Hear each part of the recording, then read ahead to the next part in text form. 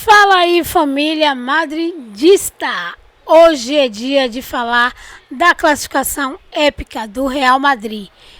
Que jogou muito, meus amigos. O Real Madrid enfrentou o Atlético de Madrid numa batalha eletrizante e mostrou mais uma vez porque é o rei da Champions. Isso mesmo, Mbappé decisivo. O Modric, dono do meio-campo, e Bellingham brilhando como sempre. Vini Júnior dando aquelas assistências. Vamos analisar tudo o que aconteceu nesse jogão, que colocou o Real Madrid mais perto da glória. Prepare-se, porque o vídeo de hoje tá imperdível. Deixa aí o seu like, se inscreve no canal, ativa o sininho para não perder nenhum conteúdo que rola aqui no canal. Gente, lembrando de deixar os créditos para a ESPN Brasil. Vamos juntos até o final desse vídeo. Baita de um confronto que é Bayern de Munique e Inter de Milão. Muita coisa pra gente falar desse confronto também. Ô, Natasha Davi, vamos começar falando do Atlético de Madrid e Real Madrid realmente, porque foi o confronto que mais chamou a atenção, por ser um derby local. Também tem isso que envolve essa partida. Seja bem-vinda. Pedindo assim com jeitinho, claro, Luciano, pode deixar. Boa tarde, fã de esportes, companheiros. É isso, para vencer o Real Madrid tem que ser mais do que perfeito, porque eles estão ali nos detalhes e geralmente quando a gente fala de Champions, sempre dá Real Madrid, não é mesmo? Bora lá com os números então na tela para você. O Atlético venceu no tempo normal por 1-0, com um gol de Gallagher logo no primeiro minuto de jogo. O Real teve mais posse de bola com 62% a 38%, mas o Atlético foi mais perigoso com 17 chutes, obrigando o Courtois a fazer 7 defesas. O Black foi exigido apenas 3 vezes. A gente está falando aí só do tempo regulamentar para você, fã de esportes.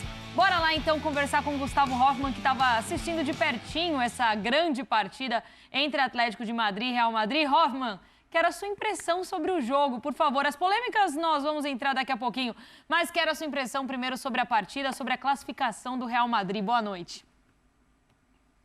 Tudo bem, Nath? Boa noite, boa tarde para vocês, no caso, né? Para o Luciano, fã de esportes, Bertozzi, Biratã.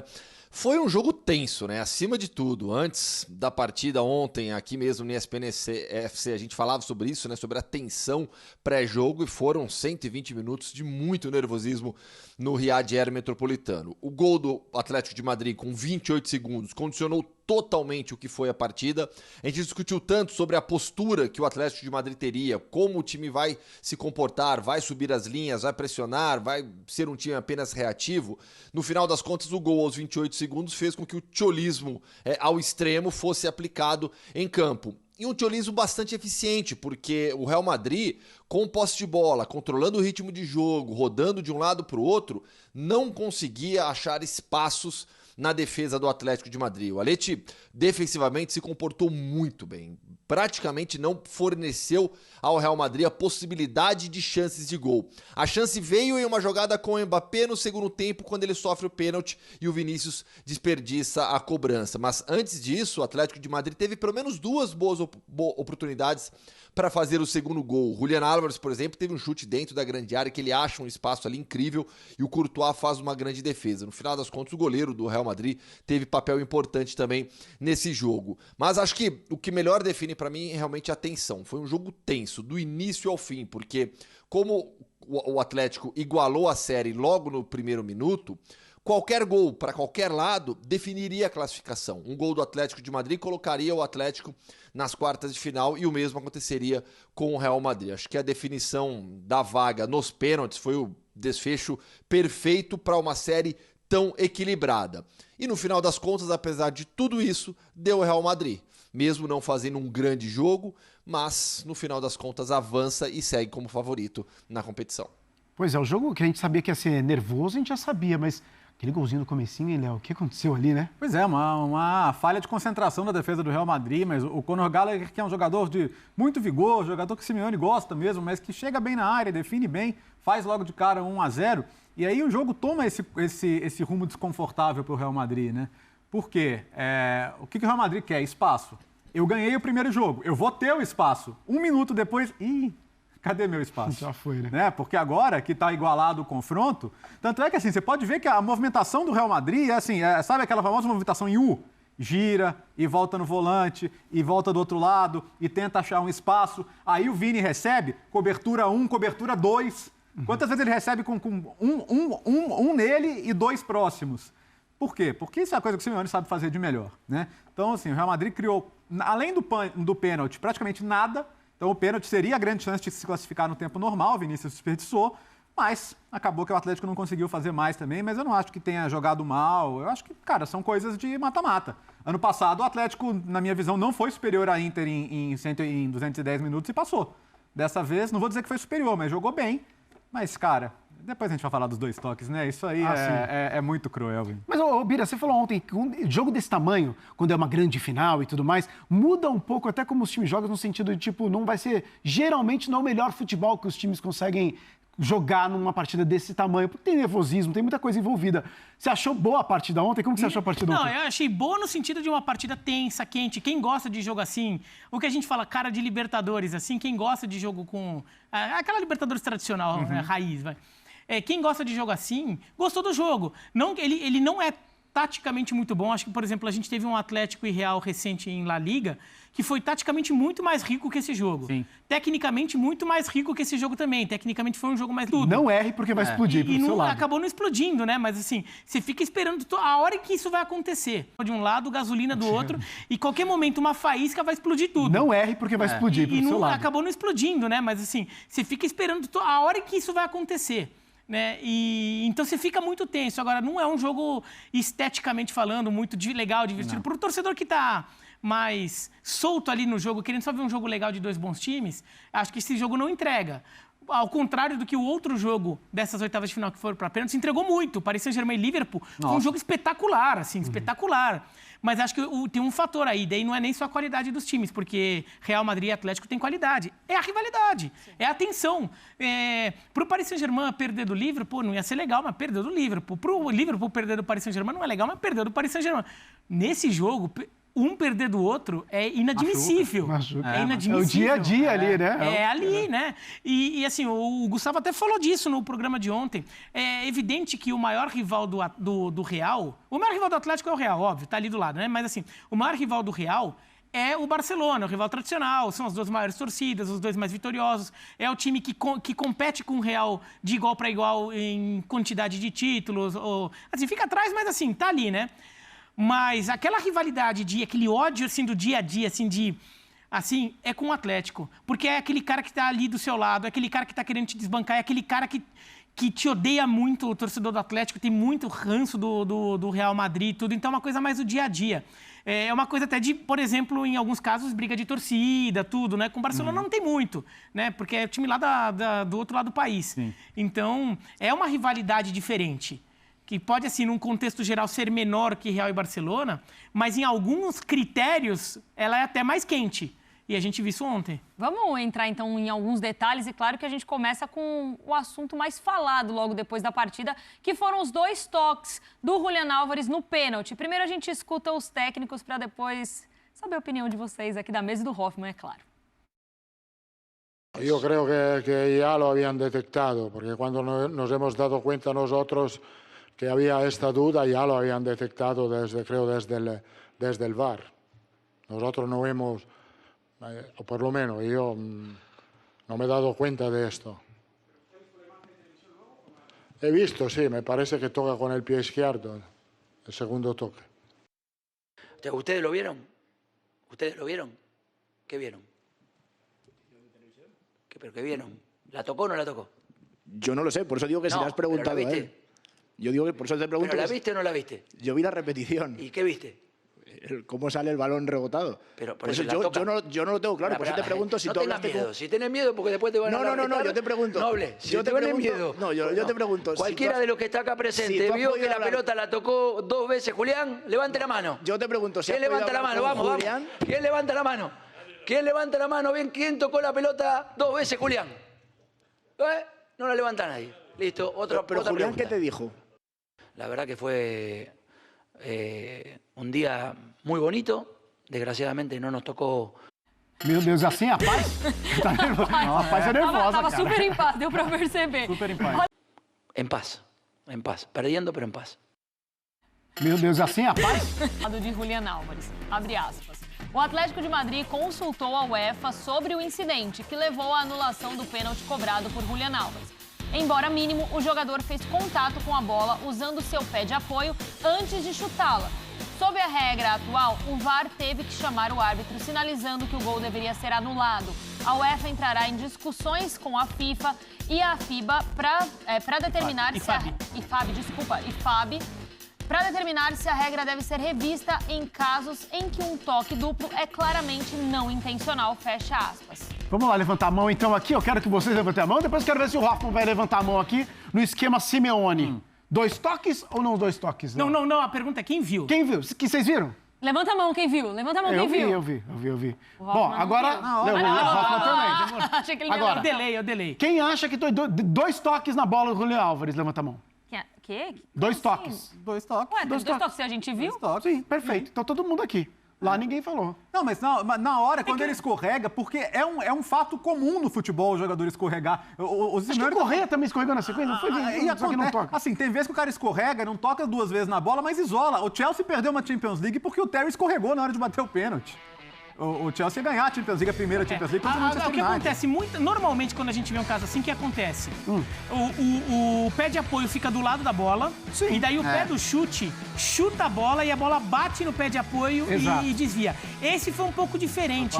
Ele pisa, apoia o pé, e daí o pé de apoio dá uma escorregadinha, e o pé de apoio, que é o pé esquerdo, dá um totozinho na bola. Então, tecnicamente, ele cobrou o pênalti com o pé esquerdo, quando dá um totozinho, e o pé direito emendou depois. É o 2 toques ali. É como se, entendeu? É como se o pé esquerdo ajeitasse pro pé direito bater. Então, mas tem muita gente que claramente não foi intencional, né? Não, mas assim, ninguém faz isso. Ninguém escorrega de propósito. Não, sim. O Correia também o Correia escorregou. Só que ele fez o gol. Ele não tocou na bola. Tem gente que ficou procurando o desvio do pé esquerdo após o chute com o pé direito. Isso pra mim não fica claro se acontece ou não, mas o que fica claro é que antes do chute com o pé direito, ele já toca a bola com o pé esquerdo. E isso, assim, a gente tá vindo com imagem parada, mas tem uma imagem que a UEFA divulga que é muito clara e tem uma imagem que a equipe da TNT aqui no Brasil fez essa imagem, que também deixou muito claro que houve esse toque. É bem discreto, mas tem. Hoffman, você estava no estádio, é claro que de onde você estava, com certeza você não conseguiu ter detalhes ali, ou ver com muita clareza se houve ou não houve 2 toques, mas com certeza depois você foi lá, viu mais vezes por diferentes ângulos. Qual a sua opinião em relação a esse lance, hein?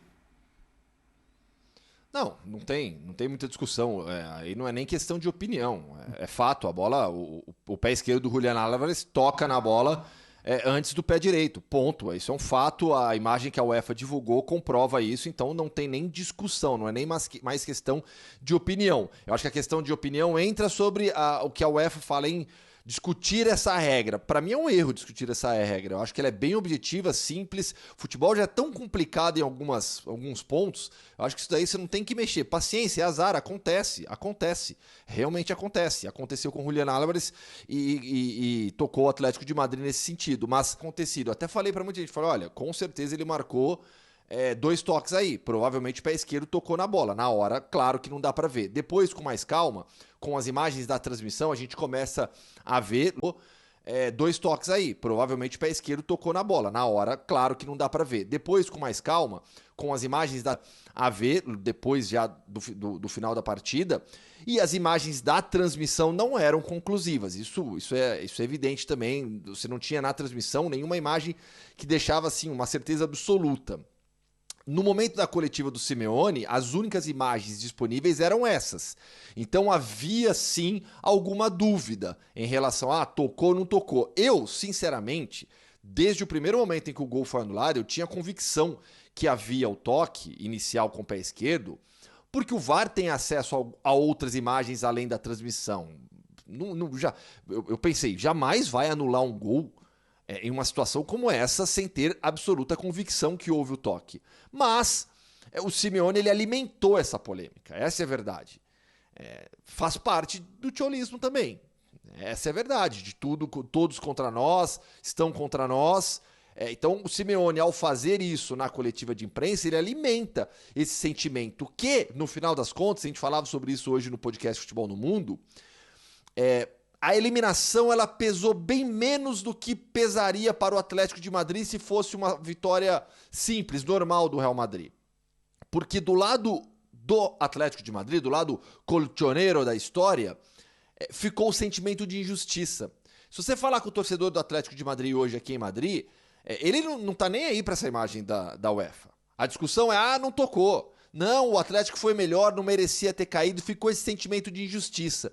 Então, olhando para frente, a temporada do Atlético de Madrid segue. E do domingo já tem um baita jogo contra o Barcelona. Na opinião de vocês, quando tem aquela questão, né, do que a gente mostrou em relação ao UEFA voltar a discutir essa situação, para vocês, um gol, tendo 2 toques, mas não intencional, ele deveria ser validado? Não. Eu acho que a questão de mudar a regra... Não que eu defenda essa ideia, mas assim, se essa situação for apresentada, não vai ser para que o gol valha. Vai ser para que o cobrador tenha direito de bater de novo.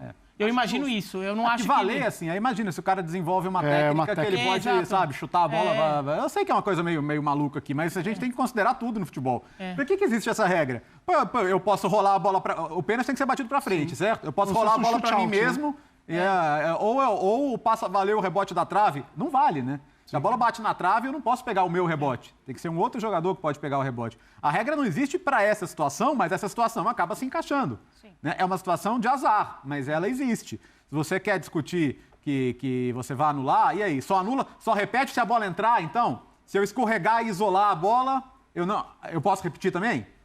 Entendeu? Olha como é complexo. Porque, entendeu? Mas de qualquer forma, assim, eu acho que se for para ser discutido, não é para que esse gol valha. Sim. Que essa cobrança valha.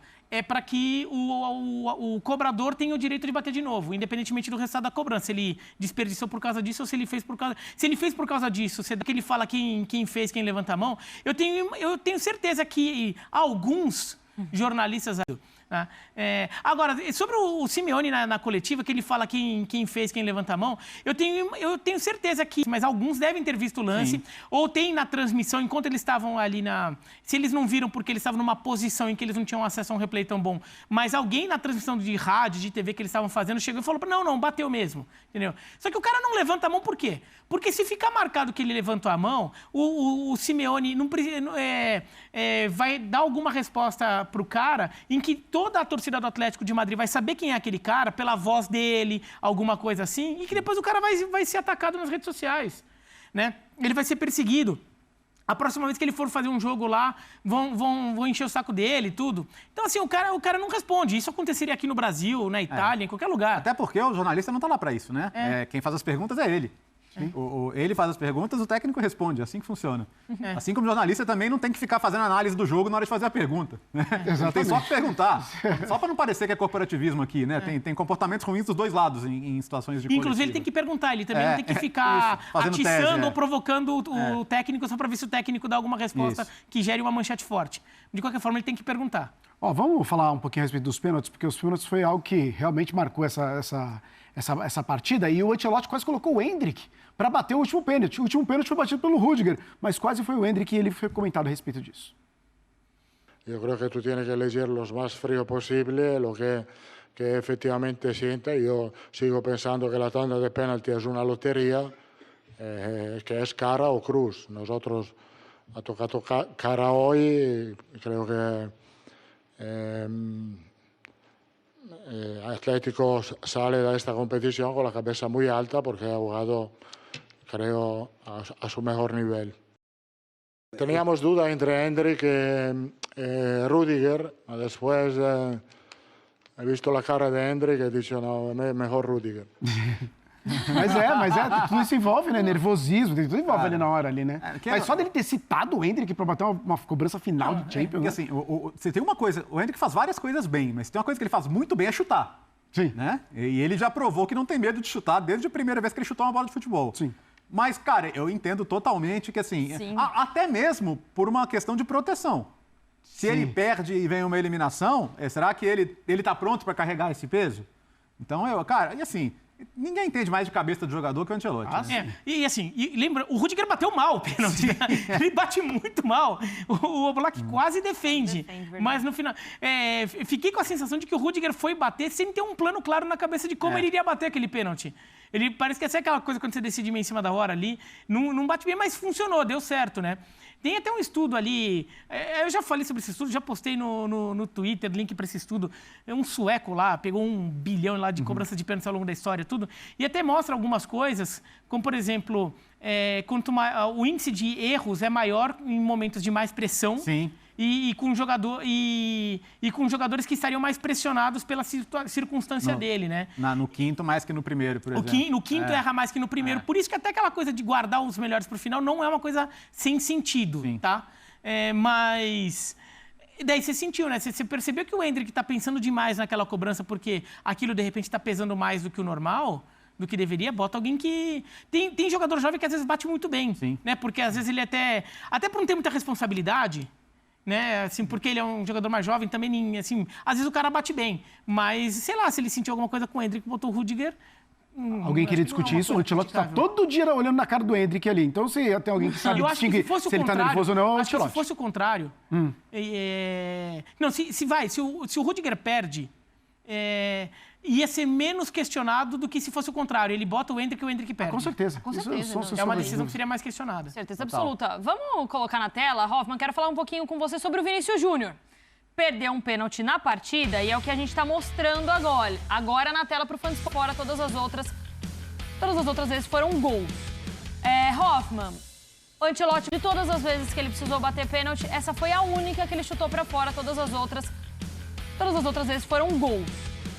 Hoffman, o Ancelotti faz a substituição do Vini antes da cobrança dos pênaltis. Quero saber a sua opinião, se você acha que foi acertada ou não. O Vinícius não jogou bem, né? Acho que a alteração ela tem muito com o rendimento do time também. O Vinícius não teve grande atuação.